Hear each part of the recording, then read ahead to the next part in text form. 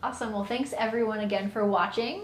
Today my guests are Drew and Gina and I'm really excited that we get to do this in person and have like a full Catholic family, so this is going to be really fun. Well, if you guys could just start by sharing a little bit about your faith background, that would be awesome. You want to go first, or you want me to? You can go first. Okay, I'll go first. So I grew up going to primarily a Methodist church, so that's where most of my childhood was spent. And then my family moved around 8th grade, and so then after that we kind of switched around churches quite a bit, a couple different Protestant denominations. I was like kind of going to a youth group that was more evangelical. And then by the time I got to the end of high school, I like knew I was a Christian. I knew I wanted to believe in God and have a relationship with him, but I also had a lot of like apologetics related questions. And I was really into science, and I was going to study science in college, so a lot of my questions kind of pertain to that, and like questions of like, oh, how old is the earth, or like fossils, all stuff like that. And then just kind of some other classic questions of like, how can we know that God is real or that Jesus existed, stuff like that.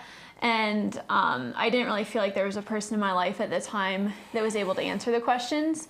But when I went to college, I knew like I wanted to figure out answers to those questions. So I kind of went to college, started to look for a college ministry, and I ended up finding a ministry called the Navigators, which I don't know if you've heard of. It's kind of similar to like Crew. And so I really connected with some people there and ended up getting really involved with Bible studies and discipleship relationships and stuff like that. And had someone who was meeting with me weekly, and like the first time I met with her, poor girl, I showed up with like a list of questions this long in very small print that I had written, and I was like, so these are the questions that I have. And she was probably like, oh my gosh, oh no. But anyway, kind of throughout college, just kind of eventually got some of those questions answered, felt more secure in my faith, and really grew a lot, read the entire Bible for the first time, and kind of left feeling like I had some good disciplines to hold on to and like a good basic understanding of the Bible. Nice. And then after college, kind of was still involved in evangelical churches. I was working for the National Park Service, so I was moving around a lot of different places, so I didn't necessarily have like a super permanent church home, but I would always try to find somewhere to go wherever I was. And then one of the summers I was working out at Black Canyon National Park in Colorado, and I met someone there who introduced me to a podcast that talked a lot about the Jewish roots of Christianity, and so I started to learn a lot about that side. And to me, that just like opened up the Bible so much more, especially the Old Testament, just like revealing so much more depth than I had ever realized was there. And my mind was just completely blown. I was like, why is no one talking about this? And so I kind of was, like just frustrated, I guess, and kind of at a loss as to like, where do I go from here? Because I've been going to these evangelical churches, but it seems like this is such a key thing that we're missing. What do we do? And around that time is when I met Drew. So his part of the story will kind of come into play later. But then he started introducing me to not just the Jewish roots, but like the early church roots, being the church fathers.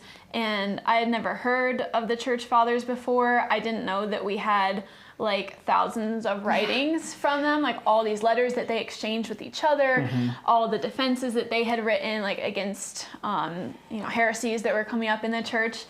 And then I kind of had that same moment again where I was like, why have I never heard of this? And why is no one talking about it? And then, we kind of went on that journey of investigating those and reading what the early church believed, and eventually came to the conclusion that what the early church looked like and what the early church believed was the closest to what the Catholic Church believes and practices today, and that the churches that we had been a part of were not the same. You put it so much nicer. I know. I usually do. I know.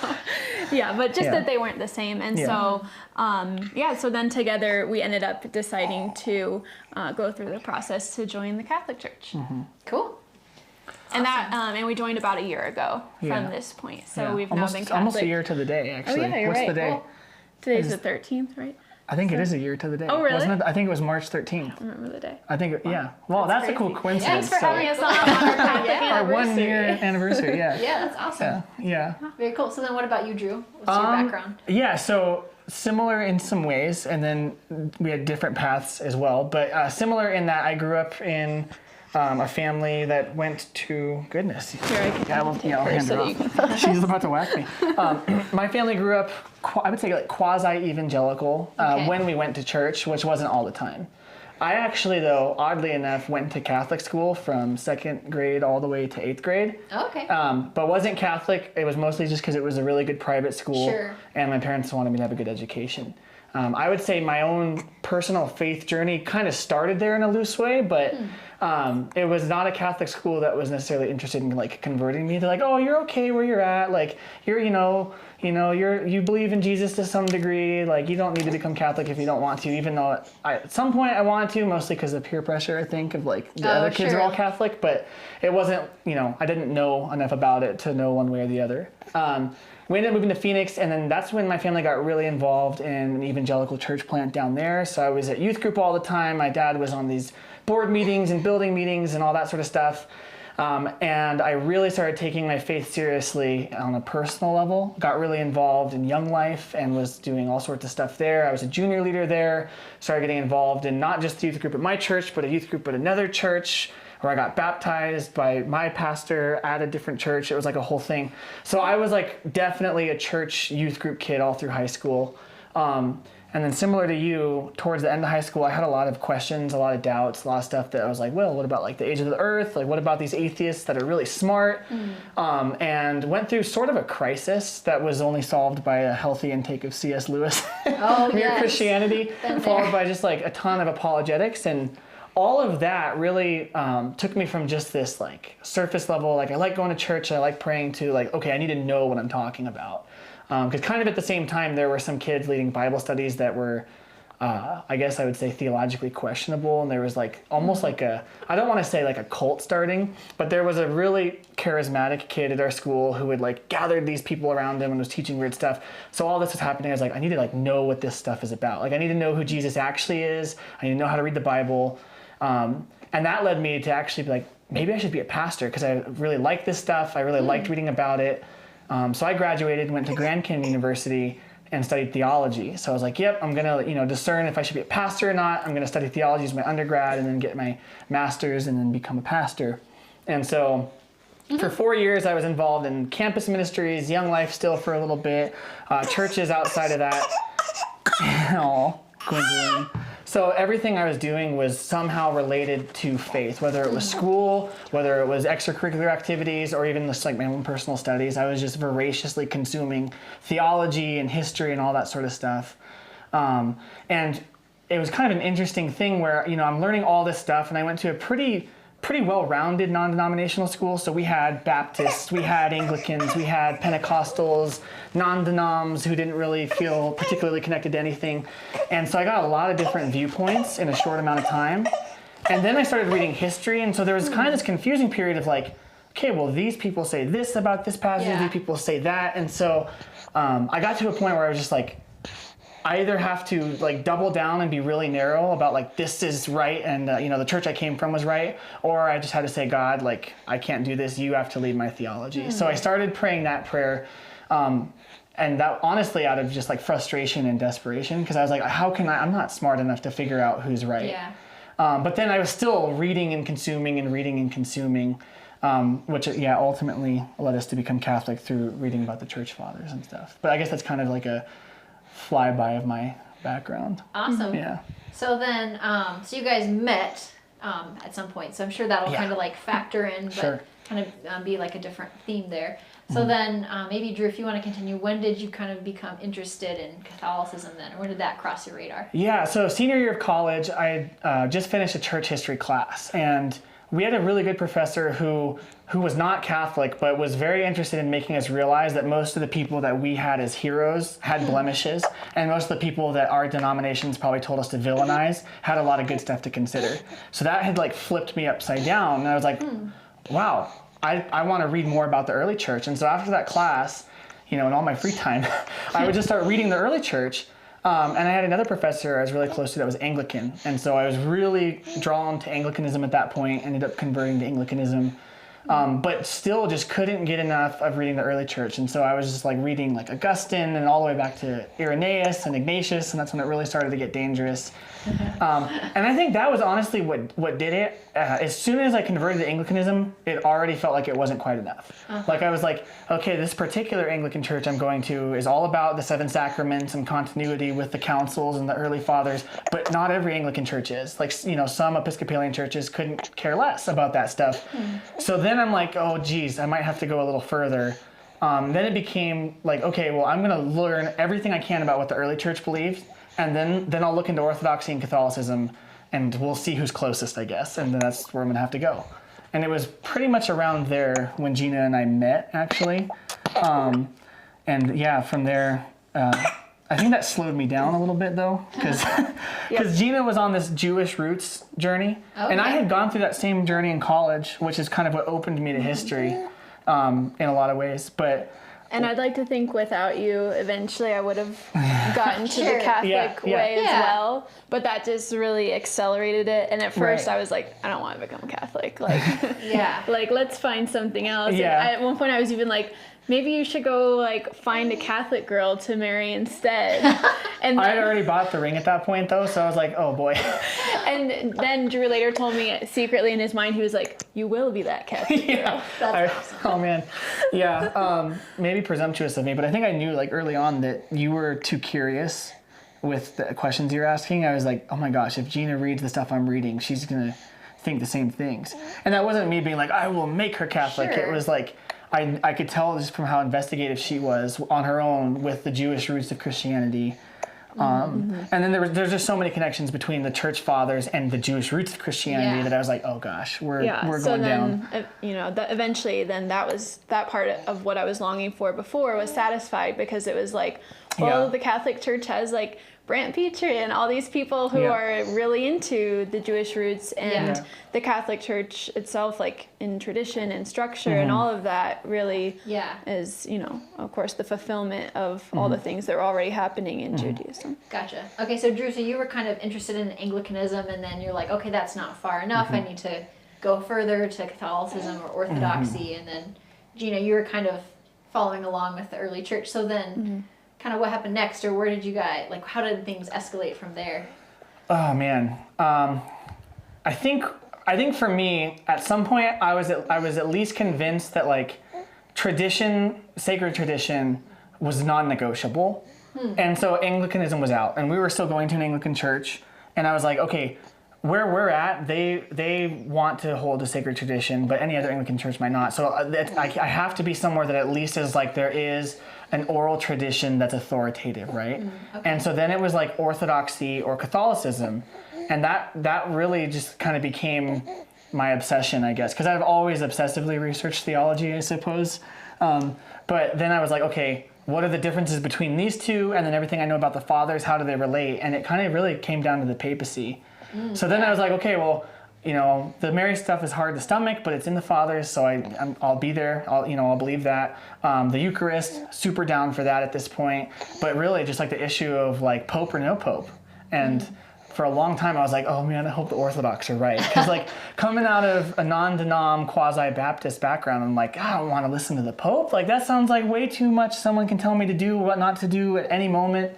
Change doctrine, I thought, and so that kind of narrowed the focus of like, okay, we can put all the other issues aside, because if there's a Pope, then I have to be Catholic. But if the early church didn't, believe in the Pope like the Catholic Church does, then we have to be Orthodox. So what did you find when looking at? Oh man, that's honestly one of the hardest things to investigate, I think, and stay objective. Because there's such a long-standing history of dispute between the two denominations, or denominations, I don't even know if I would say that. Traditions, yeah. That it's hard to like if you ask the Orthodox about, well, Rome was first in honor. Yeah, but that didn't mean authority. But then if you ask the Catholics, like it certainly did. So it's kind of hard to be objective. So I was like, okay, well, let's just do a plain reading of the fathers and see what presents itself. Like anything that says Rome has, beyond jurisdictional boundaries would be like pro-papacy. Anything where they're condemning it would be anti-papacy. And there is nowhere in the early stuff where it comes out and says the exact same doctrines as Vatican I in the way Vatican I does. But there's some things that like definitely imply it or are circumstantially relevant to that sort of reading, if not outright saying it, like Saint Irenaeus in Against Heresies. He basically says, like, to save time and prove apostolic succession, I'm not going to list everybody's church succession, but we'll list the one that they all have to be in agreement with, which is Rome. And I was like, okay, that seems pretty strong, So there was like little breadcrumbs like that. And then it was mostly that. And then I think a big part of it came back to the Jewish roots stuff of the papacy. That was kind of the thing that sealed the deal, I think. Because it's so tough to like wade the waters of like listening to this Orthodox scholar who's like very vitriolically against the papacy, and then like the Catholic scholar comes in and they're saying very different things about the same passages. So I think looking into then the Jewish stuff and realizing that the authority structures of Judaism were almost exactly the same as Catholicism in a lot of ways. Gotcha. So it was pretty intellectual, if that makes sense. Sure. And what, I guess maybe on a related note, because I think this maybe informs that issue of the papacy as well. Like, how did your reading of Scripture change as you started to have like a Catholic perspective? I don't know if you guys... Oh, man. If things started to change there. Yeah. Well, I feel like for me, I had always, most of my theological training had been from the lens of like, all we need is the Bible, and everyone can read it for themselves and should read it for themselves, and that's like all you need to do. And so I was like, oh yeah, well, I've been doing that, and clearly I've been reading it right. Well, then like, I guess I just began to realize that even the way I had been trained to read the Bible came with presuppositions of theology. And it's like, even though people made it sound like, oh, I just read it and I got this out of it, they were all referencing like commentators that they liked, and there would be commentators they didn't like, and they would not reference those ones. So I kind of realized, like, even though I thought I was just reading the Bible plainly and then taking away certain theological concepts, I realized that it had its own tradition too, even if it wasn't admitting it. And so then I started to realize, like, certain passages of Scripture that I had read one way, I'm like, well, maybe that's not right after all, because that was informed by this other, like, Protestant theological viewpoint. Yeah, I think the big movement was like starting to re-Judaize the Bible for both of us. But then when we started to inform that with the patristics, and then those link up, I think the big one was apostolic succession, because in Numbers 11, Moses ordained 70 people and gives them the judgment over Israel. And I was like, that's apostolic succession. And we see Jesus do it in John 20. So I was like, okay, apostolic succession has an Old Testament parallel. What about some sort of like popish figure? Yeah. And I think then I literally did start reading the Bible through the lens of authority. Like, if I'm reading the Bible as a Jew or as a first century Christian through the lens of authority, what does it have to say? And one of the important things that we came across, or that I came across, and then later found other people had found it first, which is always what happens, right? Is when I read the book of Acts, and I was thinking like in the lens of typology, in the lens of authority, okay, and then I got to Acts, and I saw Peter very clearly in Acts 2 as a Moses type, and then in Acts 5 as a Joshua type. And so if you read Acts 2, it's Pentecost where the Spirit comes down. Well, that Pentecost is referencing an Old Testament feast, which is when the law was given, when the fire descends on the mountain. And so point for point in Exodus, the wind and the fire descend on the mountain, and Moses is on top of the mountain. He receives the oral and the written law. Wow. They're in the upper room, wind and fire, tongues of fire. So Moses comes down from the mountain and they're hearing noises, and Joshua is at the base but not with the people, and he says, it sounds like, they're war cries or something. And Moses goes, no, it's not war cries, they're doing something really evil. That's when the golden calf happens. Well, the same thing, tongues of fire, a righteous Jew says it sounds like they're drunk, and Peter says it's not that, it's something good. So it's a reversal, right? And then they get to the bottom in Exodus, and what are they doing? False worship.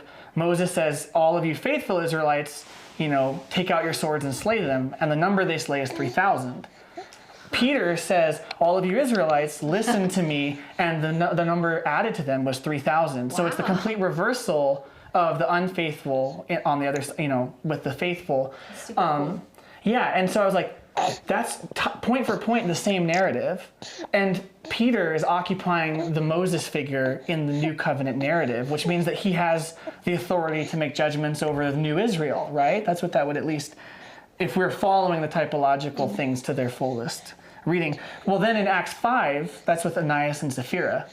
And so, it's so crazy because Peter, they sold the land and they gave what they wanted to the church, but they said they gave all of it, but they were lying.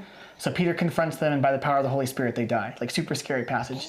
In, I think it's Joshua chapter 6, the sin of Achan is the same thing. And Achan withholds goods that are supposed to be consecrated to the temple. God stops letting them win these battles. Joshua confronts him and puts him to death. And so I was like, in both of these narratives, Peter is being put in the place of the head of Israel, who makes judgments over the people legally, religiously, and otherwise. And then not to mention that the structure of the Sanhedrin, according to Jewish tradition, is that the Sanhedrin have that, not apostolic authority, but the authority of Moses going all the way down. And they always had one head that was the prince. They called him the prince of the Sanhedrin. And so there were 70 members of the Sanhedrin and one prince. And in council, they all made binding decisions on the people, or the one prince could make binding decisions on all the people. I'm like, that's the papacy. Yeah. The College of Cardinals, 70 voting cardinals, and then the Pope as the prince basically over all the bishops, So learning those things, I was like, okay, well, the Old Testament equivalent, according to the Jews, is the same sort of thing that the Catholics would claim. And then I was on board. Gotcha. Pretty much fully. Gotcha. There's just, I guess, a flyby of that stuff, but... Yeah. So you kind of knew what you had to do. So then you had to kind of take action and like become Catholic. So what was the process of that? I think the intellectual stuff was the easy stuff, which you probably are getting the sense that it's a big part of our conversion because we're thinkers. But I think that was the easy part because once we're like, oh, this is true, then we start to see like, oh, this is why reading the Bible that way doesn't work. But there was still this, at least for me, this emotional, I guess, hesitancy with certain things. Mostly like practices or certain dogmas that were very like different from an evangelical church. So I think even after in our minds we're like, we're going to become Catholic, there was kind of this, like in a little bit, this is all happening during COVID too. So it's not like we're going to go to mass and be like, hey everybody, because there wasn't mass. So we kind of, I think, just kept researching and kept diving deeper into like the intellectual part of our conversion. And then I don't really know what the turning point was. I'm trying to remember. At some point we just decided we just have to do it. But I don't remember if there was something that sparked that or... I don't really remember either, actually. Seems like it was maybe gradual. And you kind of just found yourself like on the path. Well, I guess we knew that, if we want to be Catholic by this Easter, we kind of have to decide by this certain time. So maybe that was a factor, and I don't really remember. I think that was part of it. And we started trying to reach out to the local parish, and that proved a little difficult too. Partly because of COVID and then just personnel and things at the time. It wasn't like they were going to be like, oh yeah, we have an RCIA class going. They're like, there's what? You want to convert? That's weird. Why? Yeah. So that became a whole thing in and of itself. I think the fireworks of our conversion was like all the intellectual stuff that's really beautiful and all this theology and art and history. And then like the practical stuff was just kind of really dry and hard and tough and lonely. Because all of our friends were Protestant. Yeah. So then we're like, okay, we're going to join this church that's closed because of COVID, that's like thinks it's weird that we want to convert, at least the few people that we had interacted with at that point, which is the only people we had talked to that were Catholic in town. And then we eventually ended up in a confirmation class, and it was only like 6 weeks or whatever. Nice. We didn't have like a full formal RCIA. It's kind of nice in some ways. Yeah. Some losses, but... And we didn't really learn much in that either. So I think looking back on it, we're really blessed that we took a lot of our own initiative and curiosity kind of drove us into it. Because if we had been like, let's just sign up for RCIA and see if they clear up our questions, we would have not had any of our questions answered and probably not become Catholic. Gotcha. It was not good. Yeah. But I think, yeah, that was kind of like the latter half of 2020, right? Was it 2020? Yeah. Yeah. So that was like June all the way through November was like this like liminal phase of like intellectually we're Catholic, but I'm not like ready to pray the rosary, but I have a rosary, but we're not in RCIA. And then when we were, it was just kind of like just very flat, I guess is the way to put it. Yeah. Yeah. Gotcha. So then you kind of had to, you pushed through that, and then you became Catholic, and you kind of still continued on and were, you know, acted in obedience. So then what have the graces of being Catholic, what have you experienced, I guess, of those graces as a Catholic? One grace would be Gwendolyn. Our baby. Yeah. That's awesome. Yeah. But aside from that, I think like for me, one of the reasons I was hesitant to become Catholic was because of like, you know, I had grown up kind of hearing like, oh, it's just this meaningless tradition. There's no heart there. There's no zeal. And so then, would you want to grab her binky toy off the floor? And so I was like kind of worried that was going to be true, that we were just going to find like this, you know, dry people who didn't know why they were doing what they were doing, or didn't really actually care. And I think like some of those fears I kind of just had to become Catholic and get through them, I guess. And so I think we've just been so like pleasantly surprised, at least I have, by how many devoted people are in our parish, like you and a lot of the other young families that we've been meeting, who are very zealous and who are wanting to live out the faith in their home, in their community, and who want to see the church into the next generation of people, which is really exciting. So I've been really pleased by that. I feel like lately we've also felt just really grateful that we don't have to search for the right church anymore, because we were doing that before. You know, it's like, you know, like, oh, if I'm not content at this church, I can just switch to a different one. And a lot of our friends are still doing that. And we've just commented so many times, it's so nice just to be like, we don't have to do that anymore. We are in this one spot. If we move to a different town or even a different country, we don't have to switch to something new. It's going to be the same church, just a different, you know, branch of the same body. So I think we've been really grateful for that as well. Yeah, and I think one thing I've noticed, at least just personally for me, being Catholic, with that, of like, I've been a lot more zealous to evangelize and to talk about faith with people. I mean, because I've studied it like for 4 years in an actual academic setting, and then probably 7 or 8 total with like that same level of like intensity. But there was always like a hesitancy of like, oh man, I really want someone to know Jesus, but like, gosh, when they want to come to church, there's a lot of issues here, like theologically with the church I go to. I don't know if I want to have to wade through all that with them. Whereas with Catholicism, we're fully bought into everything the church teaches, and like when we disagree, we're wrong, and then we learn why we're wrong. Basically, is kind of how it's become, and that's really freeing in a lot of ways. And then it makes it. I mean, if God founded a church, that's what you would expect, that His church would be free from error, and that you could trust it fully and completely, and that you could fall back into what it teaches, into what He's given to it. And that makes you actually want to tell people about it, because it's actually good news. Like, He didn't just like die for your sins and then leave us all to figure it out with this mess of 30,000 completely different opinions. He secured one deposit of faith that's been transmitted for over 2,000 years. And the church is the largest single institution in continuity that still exists today that hasn't had some drastic change, you know, like not even a secular country can really claim that level of continuity with like a sort of government or anything, you know? And sometimes if you look at how it's run, that's a miracle, you know? So that, I think that has made me really secure and like, wow, this is no longer about my ability to understand the Bible theologically and interpret it correctly. I can rest in God's interpretation and in the deposit of faith that His church secures. And that's actually really comfortable, because then when there are problems in the parish, it's usually people, right? Like it's usually, and that's always going to be there. So then you get to focus on loving the people, and then we all conform more to the church, to the teaching of Jesus together. And then I think more than that, there's just been, I think, deeper conversions in both of us of like actually wanting to see the fruits of the gospel come to bear in the world. Like I've never been more fired up about things of injustice in the world, and about evangelizing, about praying. I've never been, frankly, more like, I guess, prophetically weird and like looking at the Ryan apparitions and be like, oh my gosh, did you hear what Mary said? We gotta do this, you know?